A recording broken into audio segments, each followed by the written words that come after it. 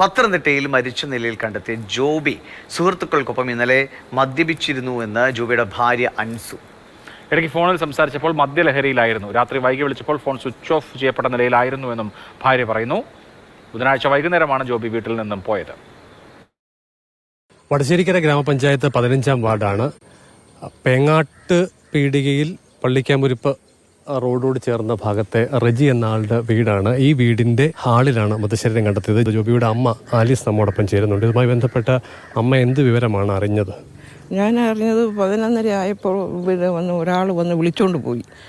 ഇന്നലെ പകൽ അന്നേരം മരിച്ച വീട്ടിൽ പോകാമെന്നും പറഞ്ഞാൽ വിളിച്ചോണ്ട് പോയത്. പിന്നത്തെ വിവരം എനിക്ക് അറിയത്തില്ല. ഇന്ന് രാവിലെ ആരാ അമ്മയെ വിളിച്ച് വിവരം പറയുന്നത്? വിളിച്ചു പറഞ്ഞത് എൻ്റെ അനിയത്തിയാണ് വിളിച്ചു പറഞ്ഞത്.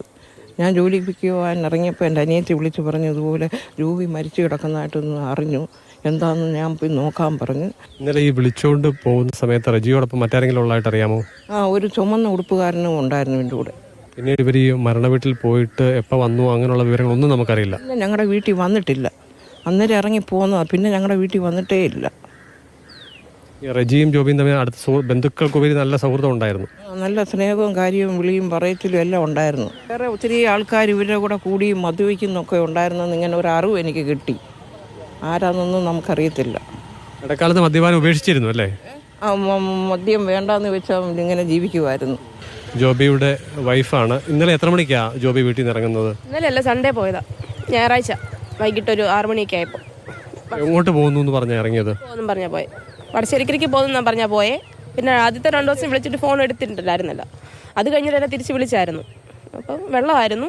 പിന്നെ കുറച്ച് കൂട്ടുകാരൊക്കെ ഉണ്ടായിരുന്നു. പിന്നെ ഡീറ്റെയിൽ ഒന്നും എനിക്കറിയത്തില്ല. കൂട്ടുകാരെന്ന് പറഞ്ഞാൽ ആരാണെന്ന് വല്ലതും ചോദിക്കുകയോ പറയുകയോ? വിനോദ്, അവർ മാത്രമേ ഉള്ളതായിട്ട് എനിക്കറിയത്തുള്ളായിരുന്നു. പ്രശാന്തിൻ്റെ വിനോദിൻ്റെ കാര്യം മാത്രമേ എനിക്കറിയത്തുള്ളൂ. എന്നോട് വേറെ ഒന്നും പറഞ്ഞിട്ടുണ്ടായിരുന്നില്ല. ഞാൻ എൻ്റെ വീട്ടിലായിരുന്നു. പിന്നെ ഇന്നലെ എപ്പോഴും എന്നെ വിളിച്ചായിരുന്നു. ഉച്ചയ്ക്ക് എപ്പോഴോ വിളിച്ചായിരുന്നു. പക്ഷെ അന്നേരം രാവിലെ എന്നെ വിളിച്ചായിരുന്നു. അന്നേരം കുഴപ്പമൊന്നും ഇല്ലായിരുന്നു. അത് കഴിഞ്ഞിട്ട് പിന്നെ തൊട്ട് ഉച്ചയപ്പോൾ തൊട്ട് എന്നെ വെള്ളമായിരുന്നു. പിന്നെ എനിക്കൊന്നും അറിയത്തില്ല. പിന്നെ എന്നെ വിളിച്ചിട്ടില്ല. പിന്നെ അങ്ങോട്ട് വിളിച്ചിരുന്നോ? അങ്ങോട്ട് വിളിച്ചിട്ട് എടുക്കത്തില്ലായിരുന്നു. ആദ്യമൊക്കെ സ്വിച്ച് ഓഫ് ആയിരുന്നു. പിന്നെ കോൾ പോയി കഴിഞ്ഞാൽ എൻ്റെ കോൾ കട്ട് ചെയ്ത് ഇവിടെ എടുക്കത്തില്ലായിരുന്നു. ലാസ്റ്റ് വിളിക്കുകയും കട്ട് ചെയ്തത് എപ്പോഴാണ്? രാവിലെ ഉച്ചയായപ്പോൾ എപ്പോഴോ വിളിച്ചായിരുന്നു. അന്നേരം വെള്ളമായിരുന്നു. പിന്നെ സംസാരത്തിൽ നിന്ന് മനസ്സിലാക്കി മദ്യപിച്ചിരുന്നു. പിന്നെ ഡീറ്റെയിൽ ഒന്നും എനിക്കറിയാം. റജിയുടെ വീട്ടിലാണെന്ന് ഒരാൾ എന്നോട് പറഞ്ഞായിരുന്നു. ഇവിടെ ഉണ്ട്, വെള്ളമായിരുന്നു, ഇവിടെ ഉണ്ടെന്ന് പറഞ്ഞായിരുന്നു. അപ്പം പിന്നെ വേറെ ഒന്നും ഉണ്ടോ എന്ന് അറിയത്തില്ലായിരുന്നു. ചേച്ചി പറഞ്ഞ വിനോദ് എന്നൊക്കെ പറഞ്ഞ ആളുകൾ ഇവിടെ ഉള്ളവരാണോ അതോ? വടശ്ശേരിക്കരയുള്ളതാണെന്ന് പറഞ്ഞു. കറക്റ്റ് ഡീറ്റെയിൽസ് ഒന്നും എനിക്ക് അറിഞ്ഞുകൂടാ. വടശ്ശേരിക്കരയുള്ളതാ. ക്യാമറമാൻ ജയചന്ദ്രൻ പുല്ലംപാറയ്ക്കൊപ്പം CK അഭിലാൽ, മാതൃഭൂമി ന്യൂസ്.